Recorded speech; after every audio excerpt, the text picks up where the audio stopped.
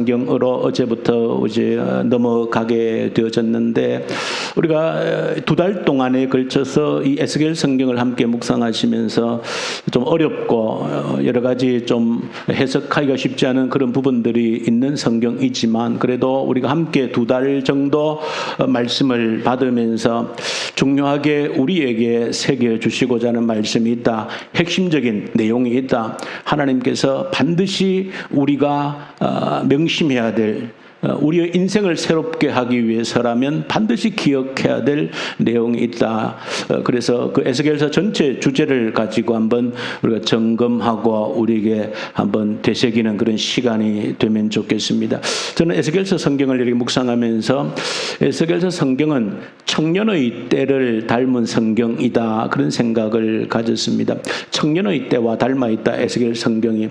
왜 에스겔 성경이 청년의 때와 닮아 있는가 하면, 이제 우리 광고를 드린 대로 이제 며칠 있으면 고3 수능 수능 시험이 있습니다.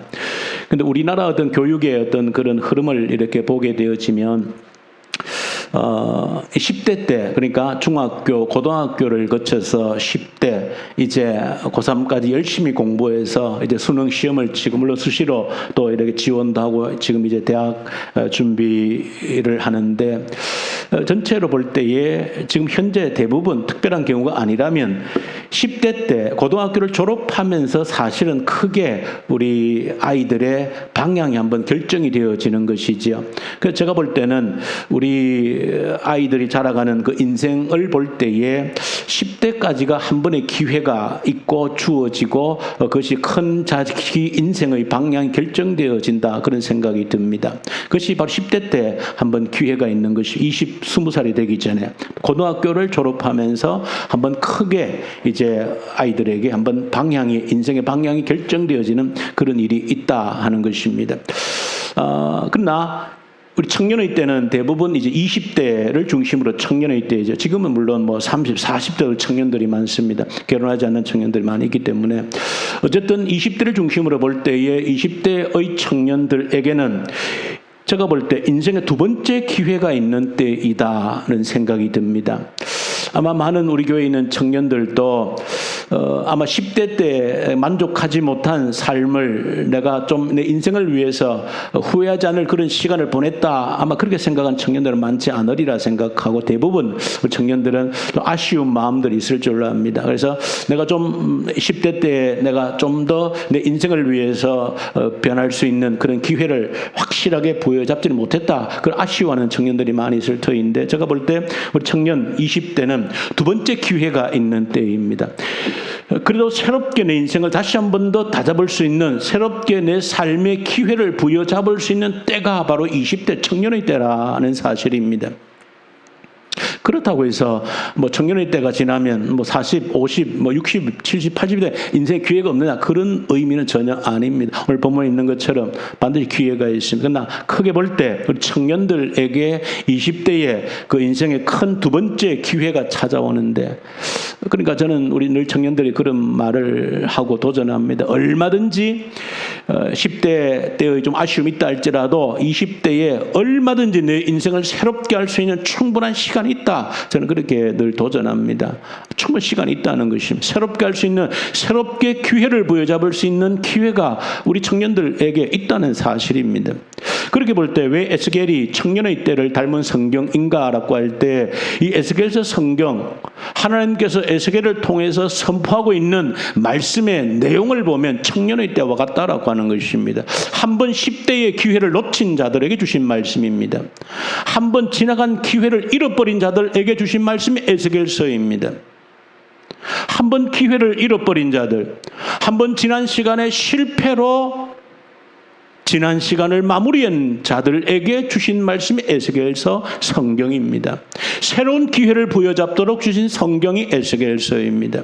다시 한 번 더 기회를 놓치지 않고 부여잡도록 주신 성경이 에스겔서라는 것입니다. 그런 의미에서 에스겔서는 청년 때에 맞는 그런 말씀으로 그런 모습이 있다는 것이죠.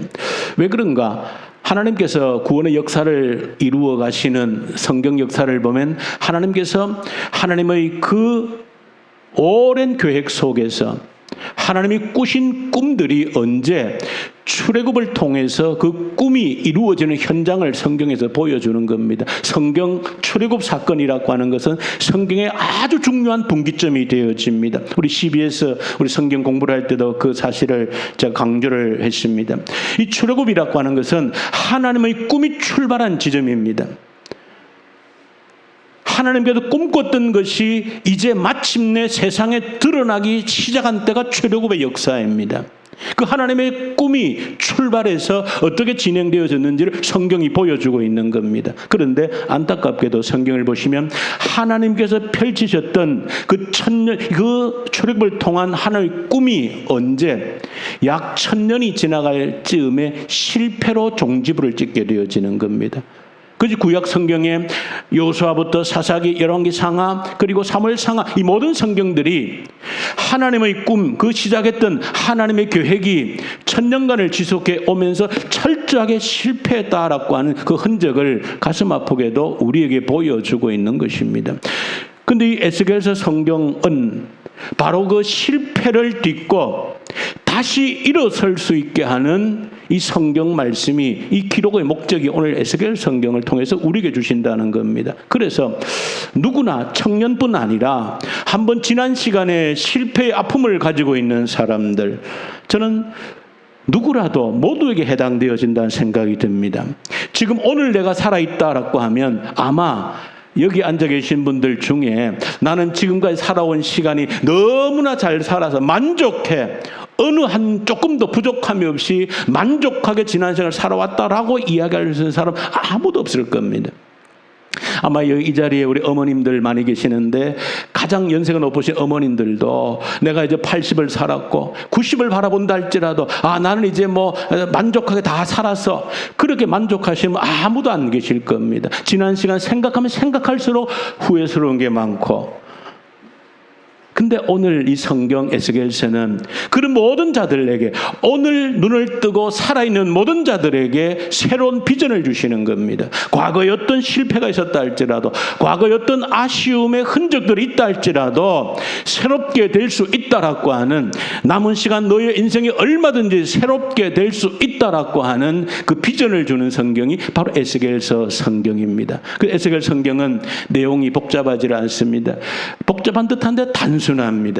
왜 실패했는지를 알려줍니다. 그러면서 너희가 다 실패하지 않고 남은 시간 실패하지 않고 성공하려면 어떻게 해야 되는지를 정확히 알려주는 것이 바로 에스겔서 성경이라는 사실입니다. 왜 실패했는지를 점검하고 어떻게 해야 성공할 수 있는지, 실패하지 않을 것인지, 남은 시간은 어떻게 해야 실패하지 않는지를 정확하게 보여주는 성경이 바로 에스겔서 성경이라는 겁니다. 그런데 이 짧은 시간에 이 에스겔서 전체를 우리가 다룰 수 있는 것은 복잡하지 않기 때문에 그렇습니다. 우리가 실패하는 이유가 복잡하지 않다는 것입니다. 우리 인생을 새롭게 하고 성공할 수 있는 것이 그렇게 복잡한 원리와 방법을 가지고 있는 것이 아니라는 것입니다. 그래서 에스겔서 성경을 통해서 동일하게 보여줍니다. 복잡하지 않습니다. 너무나도 단순한 원리요 방법이라는 것을, 우리가 실패했던 이유가 그렇게 복잡하지 않다는 것입니다. 너무나도 단순한 이유 때문에 실패했다는 것이고, 우리에게 주어진 새로운 기회를 실패하지 않으려면 뭔가 그렇게 복잡한 그런 방법이 존재하는 것이 아니다. 단순한 한 가지만 제대로 기억하면 된다라고 하는 것을 보여주는 것이 바로 에스겔서 성경입니다. 에스겔서 성경은 복잡한 듯 보이지만 단순합니다. 왜? 하나님의 강조점을 끊임없이 반복해서 보여주고 있기 때문에 그렇습니다.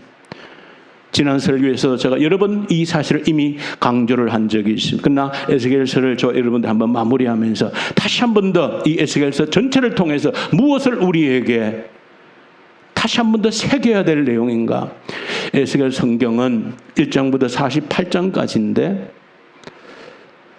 사실은 40장부터 48장까지는 회복될 그 성전이라고 하는 내용에 대해서 기록하는데 조금 어렵기 때문에 쉽게 해석을 하긴 쉽지 않죠. 어쨌든 회복된 하나님의 나라, 그 완성된 성전, 그래서 마지막에는 요한계시록 22장에 있는 모습과 똑같은 그런 모습을 보여줍니다.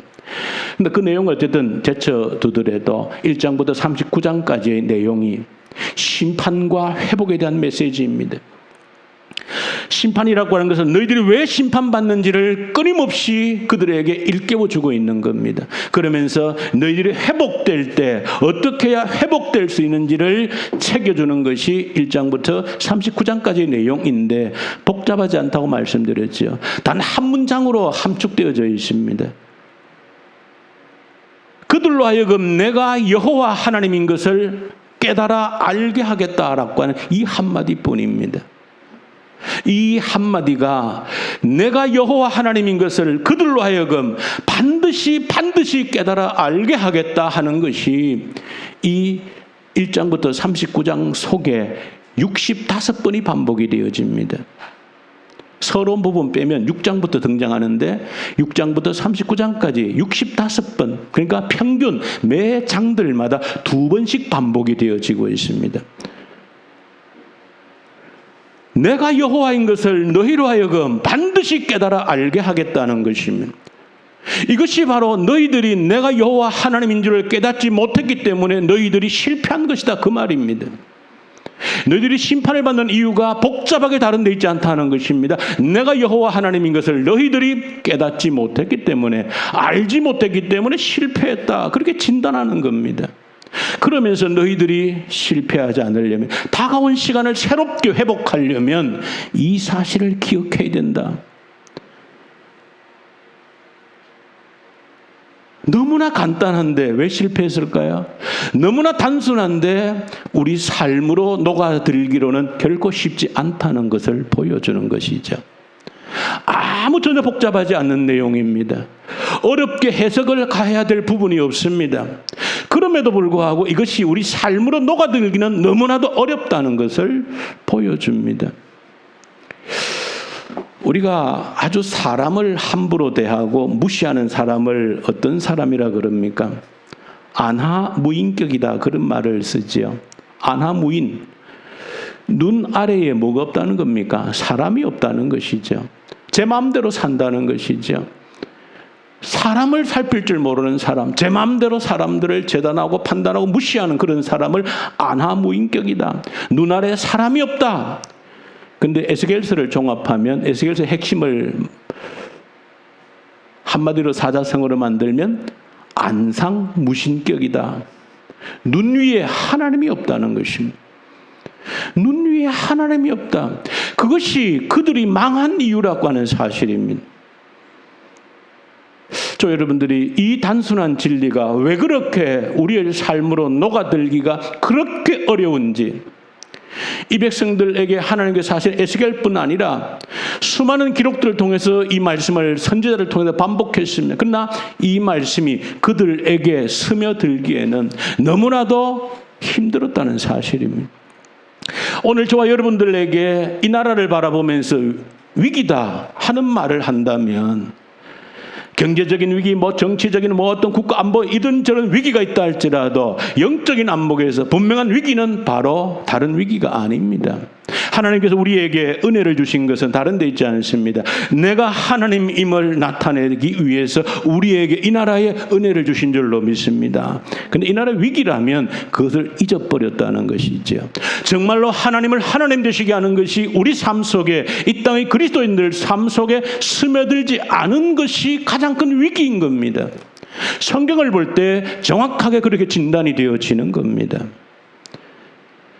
이처럼 진리는 너무 단순한데 우리 삶으로 녹아내려오기는 너무나도 어렵다 하는 사실을 저와 여러분들이 아셔야 됩니다.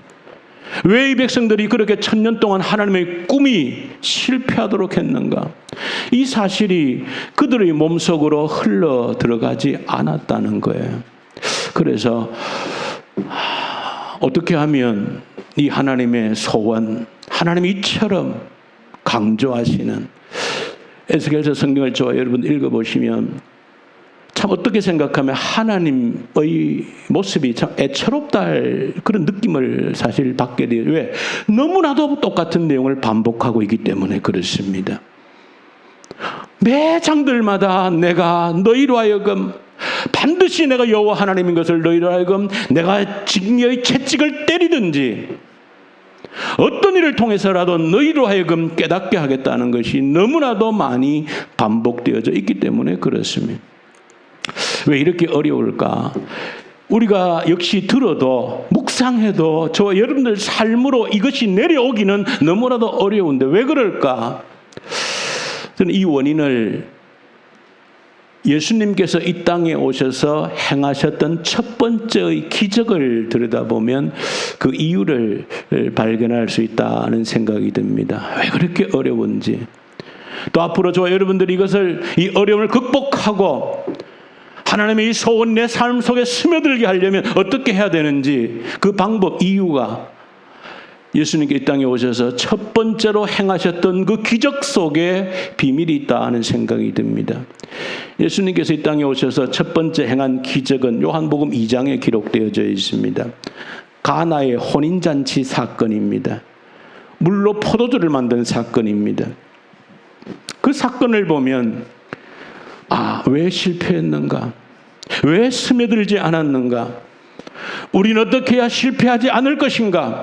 어떻게 해야 이 하나님의 소원이 내 삶 속으로 스며들어올 수 있도록 할 것인가 하는 그 방법이 저는 이 가나 혼인잔치를 들여다보면 방법이 있다는 생각이 듭니다. 우리 가나 혼인잔치는 예수님과 그의 제자들 그들이 이제 갈릴리 작은 동네였던 이 가나 지역의 그 잔치, 결혼잔치입니다. 결혼잔치에 초대를 받았습니다.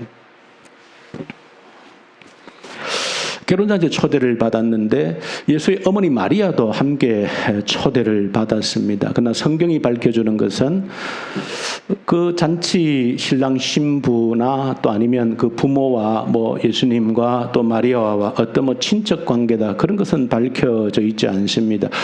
그러나 어떤 초청을 받은 것을 보면 먼 친척이든 아니면 가까운 이웃에 살았든 아니면 예수님께서 몫으로 사시면서 그 집에 가구를 자주 고쳐주었던 집이었든지 잘 알 수는 없지만 안면이 있어서 그 결혼잔치에 초대를 받은 겁니다.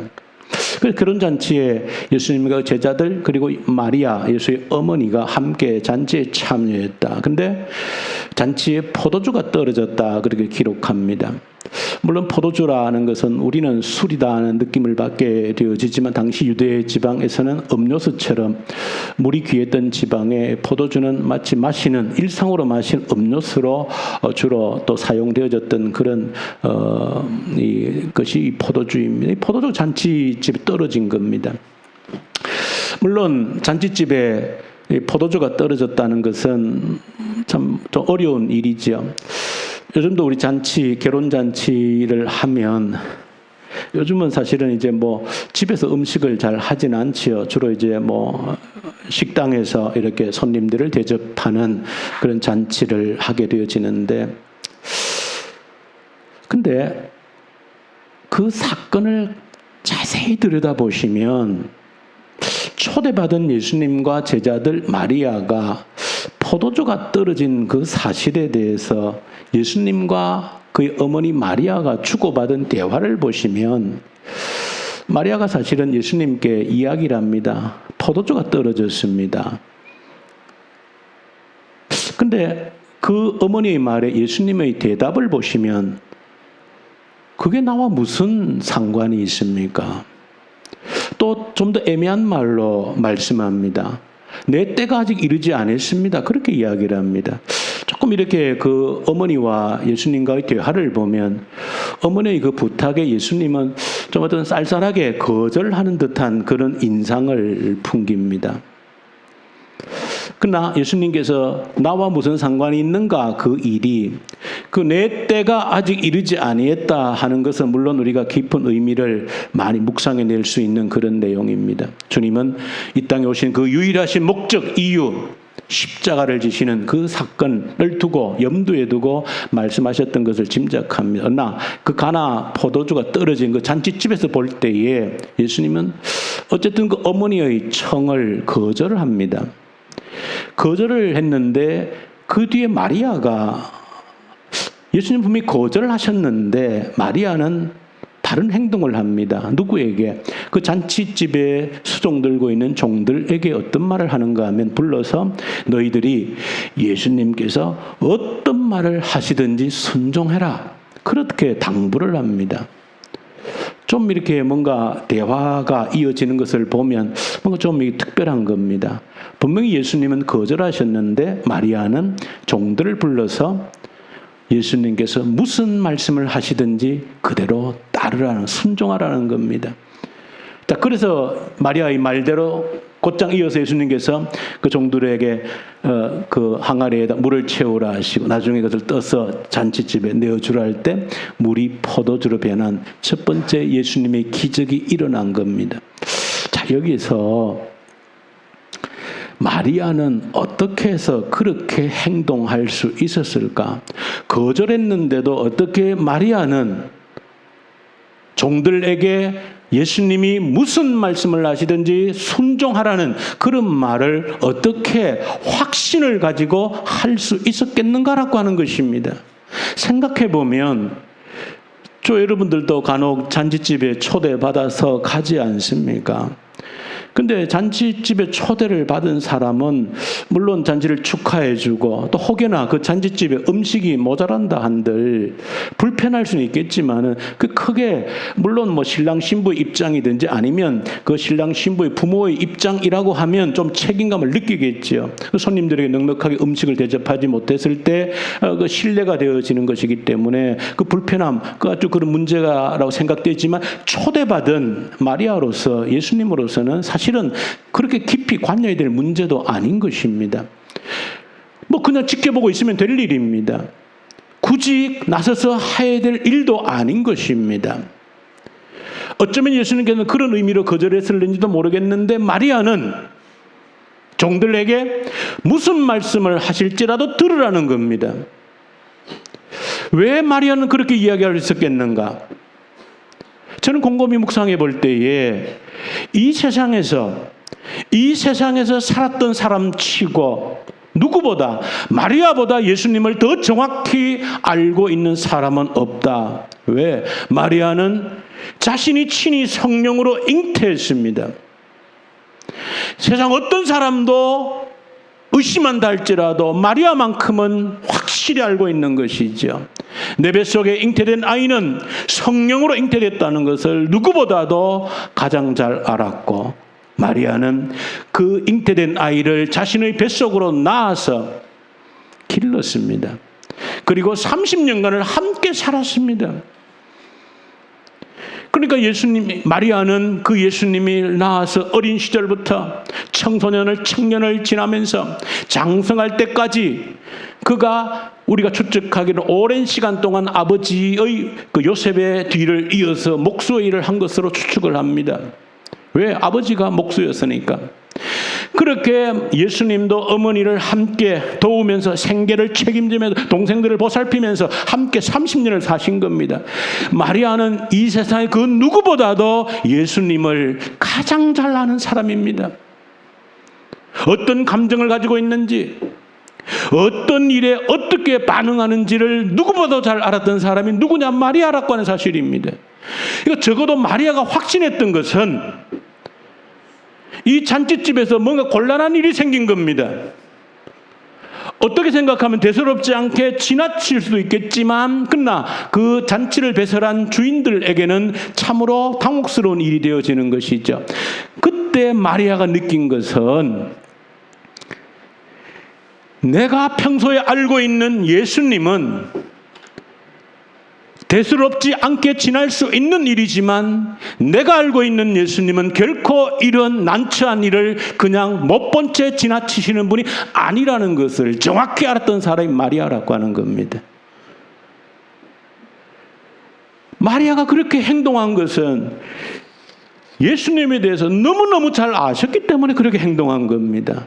30년간을 지켜본 결과 30년간을 모든 함께 먹고 자면서 온갖 일을 함께 겪으면서 30년간을 지켜본 결과 예수님은 이런 사소한 일이라고 해서 이 난처한 일을 그냥 모른 채 지나갈 수 있는 분이 절대 아니라는 것을 마리아는 확신했던 겁니다.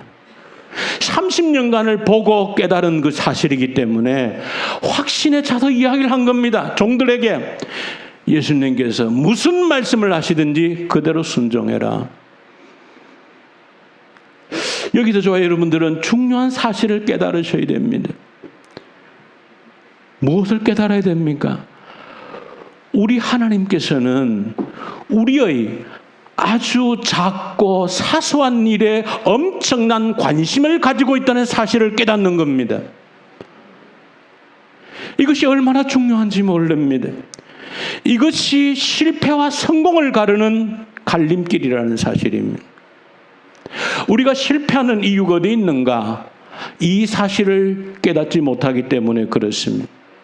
하나님께서 나의 사소한 일에 얼마나 관심을 가지고 있는지를 모르기 때문에, 무시하기 때문에 실패하는 겁니다. 우리 인생에 실패한 이유가 큰 원인이 있는 게 아닙니다. 하나님께서 내 삶에 아주 사소한 일에 엄청난 관심을 가지고 있다는 사실을 무시하기 때문에 하나님을 하나님 되시게 하지를 못하는 겁니다.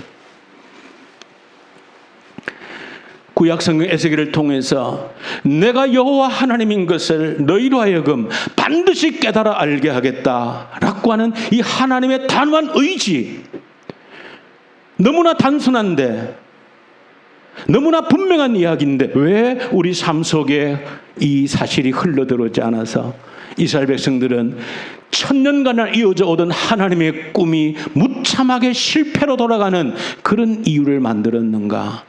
다른 데 있지 않습니다. 하나님께서 사소한 일에 관심이 있다는 것을, 지대한 관심이 있다는 것을 인식하지 못하기 때문에 그렇습니다. 여러분들, 저와 여러분들이 하나님을 안다면, 마리아가 예수님을 그처럼 섬세하게 알았기 때문에 그런 반응을 할 수 있었던 것처럼 저와 여러분들이 하나님을 알면 알수록이 하나님은 나의 일거수일투족 모든 일에 관심을 가지고 있다는 사실입니다. 그 사실을 깨닫는 자만이 실패하지 않을 수 있습니다. 하나님께서는 내 생각 하나에 관심이 있다는 사실을 깨달으셔야 되는 겁니다. 나의 작은 움직임에도 하나님의 관심이 있다는 것을 깨달으셔야 되는 겁니다. 내 작은 말 한마디에도 하나님은 엄청난 관심을 가지고 지켜보신다는 것을 깨달으셔야 되는 겁니다. 그것을 잊어버리는 겁니다. 그것이 실패의 원인입니다.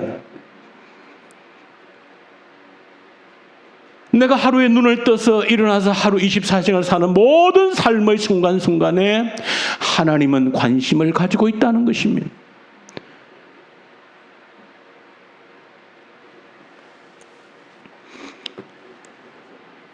여러분들이 가족 속에서, 부부 사이에서, 자녀와 부모 사이에서 왜 관계가 어려워지는지 너무나 잘 알지 않습니까? 큰 일들 때문이 아닙니다. 사소한 일들입니다. 작은 일들입니다.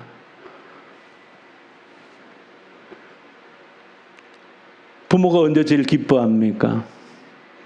맛있는 거를 많이 해주는 자녀, 좋은 집에 살게 해주는 자녀, 그것이 기쁜 일이 아니고 작은 일에 부모의 마음을 헤아릴 수 있는 그 자녀를 볼 때 부모가 가장 행복한 겁니다. 부모가 무엇을 좋아하는지 싫어하는지 아무런 관심이 없는 그런 자녀 때문에 부모가 행복할 리가 없는 겁니다. 부부 사이라면 더 말할 나위도 없는 것이죠. 언제 행복을 느끼겠습니까? 남편이 아내가 엄청난 돈을 벌어다 주면 행복을 느끼겠습니까? 결코 그렇지 않을 겁니다. 나의 아주 미세한 부분을 신경 써서 헤아려 줄 때, 아무렇지도 않게 스쳐 지나갈 수 있는 그런 일에도 관심을 가질 수 있을 때 거기에 행복을 느끼는 겁니다. 왜? 관계는 그렇게 사소한 일에 의해서 결정되어지기 때문에 그렇습니다. 하나님께서 우리에게 무엇을 원하시는가? 그토록 에스겔을 통해서 내가 하나님인 것을, 내가 여호와 하나님인 것을 너희로 하여금 반드시 알게 하겠다.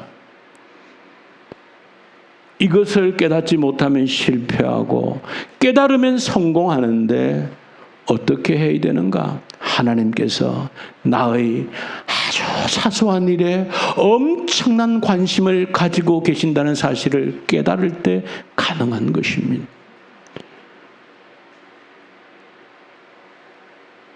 하나님의 그런 관심이 있음을, 내 인생에, 내 삶에 그런 관심이 있음을 아는 자들은 함부로 살 수가 없는 겁니다. 내 마음대로 말하고 내 가고 싶은 대로 가고 절대로 그렇게 살 수가 없는 것이죠.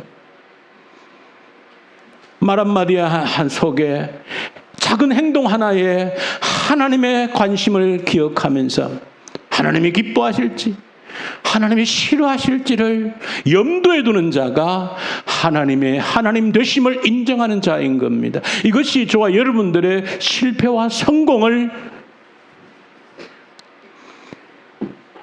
저 여러분들 남은 시간 얼마 있는지 알 수 없습니다. 우리 청년의 때라면 더더욱 그렇습니다. 이 두 번째 기회, 여기 살아있는 모두 저와 여러분들은 두 번째 기회가 오늘 저와 여러분들이 주어진 것입니다. 어떤 위대한 일을 통해서 이루어지는 것 절대 아닙니다. 이 두 번째 기회를 살리려면 나의 아주 작고 사소한 일에 하나님께서 엄청난 관심을 가지시고 보신다는 것을 기억할 때 내게 주어진 두 번째 기회는 반드시 성공으로 이어질 줄로 믿습니다. 저 여러분들 꼭 기억하십시다. 우리 하나님께서 천지를 창조하신 하나님, 우주보다 크신 그 하나님께서 참으로 신비로운 것이죠. 나의 사소한 일에 관심을 가지고 계신다는 겁니다. 내가 뭘 생각하고 누구를 만나고 무슨 말을 하는지에 하나님께서 엄청난 관심을 가지고 있다는 사실을 기억할 때 저 여러분의 남은 생애가 새롭게 쓰임받는 그런 삶으로 새로워지리라 믿습니다. 우리 주님 아버지, 우리의 지난 실패의 과거를 추적해보게 하시고 무슨 큰 이유가 있었음이 아님을 깨닫게 하여 주시옵소서. 하나님께서 얼마나 사소한 일에 관심을 가지고 계신지를 잊어버릴 때에 우리의 인생은 또다시 실패하고 만다는 것을 기억하게 하시고, 작은 것 하나에도 내가 결단할 때, 생각할 때, 내 손과 발이 움직일 때 하나님의 관심을 기억하는 저희들 되게 하셔서 우리에게 주신 이 마지막 기회를 잃어버리지 않게 하여 주시옵소서. 우리 주 예수님 이름으로 기도 올려드립니다.